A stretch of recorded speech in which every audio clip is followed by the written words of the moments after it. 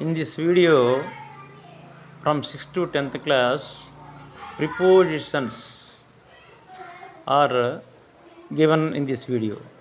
The difference between prepositions usage is given in this video.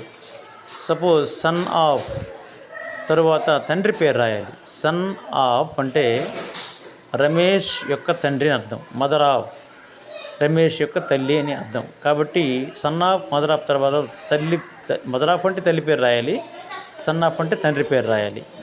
Next OFF of. OFF of అనేది రకరకాలుగా ఉపయోగిస్తుంటారు. Aeroplane take of, నేలను విడిచి పైకి ఎగిరే సందర్భంలో ఏరోప్లేన్ టేక్ ఆఫ్ అంటారు. స్విచ్డ్ ఆఫ్, కరెంటు స్విచ్ ఆపటం స్విచ్డ్ ఆఫ్ అంటారు. టర్న్ ఆన్, స్విచ్ వేయడం. టర్న్ ఆన్ ది స్విచ్ అంటే స్విచ్ వేయండి అని అర్థం.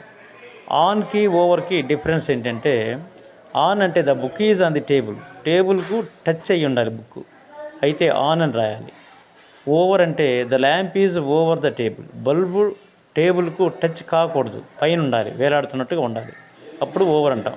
ఈ డిఫరెన్సెస్ని ప్రిపోజిషన్స్లో స్టూడెంట్స్ గమనించాలి. తర్వాత ఇన్స్టెడ్ ఆఫ్. ఇన్స్టెడ్ అనే పదం వచ్చింది. ఇన్స్టెడ్ ఆఫ్ అంటే బదులుగా అని అర్థం. ఇన్స్పైట్ ఆఫ్ అయినప్పటికీ అని అర్థం. బికాజ్ ఆఫ్ ఎందువల్ల అనగా అని అర్థం. ఇన్ ఫ్రంట్ ఆఫ్ ఎదుటిగా, మన ముందర ఉన్నదాన్ని ఇన్ ఫ్రంట్ ఆఫ్ అంటాం. బిఫోర్ మన అంటే ఇది వెనుకటికి. బిఫోర్ అంటే వెనుకటికి. Suppose Sunday comes before Sunday comes before Monday, మండేకి ముందర సండే వస్తుందని. ఆఫ్టర్ అంటే తరువాత, after means తరువాతని.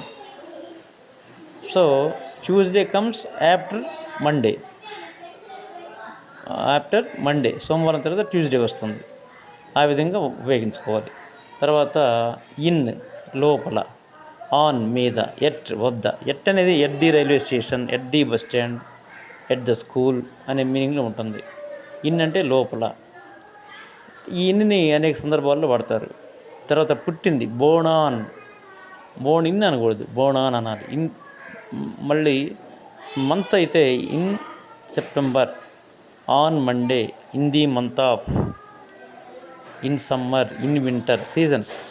The 5th August, ఫలానా డేట్ అన్నప్పుడు ద 5th ఆగస్ట్ అని రాయాలి. The 5th August, the 15th August. Independence day was celebrated on the 5th August అని రాయాలి. సో స్టూడెంట్స్ ఈ డిఫరెన్సెస్ని గమనిస్తారని కోరుకుంటున్నాం. Thank you.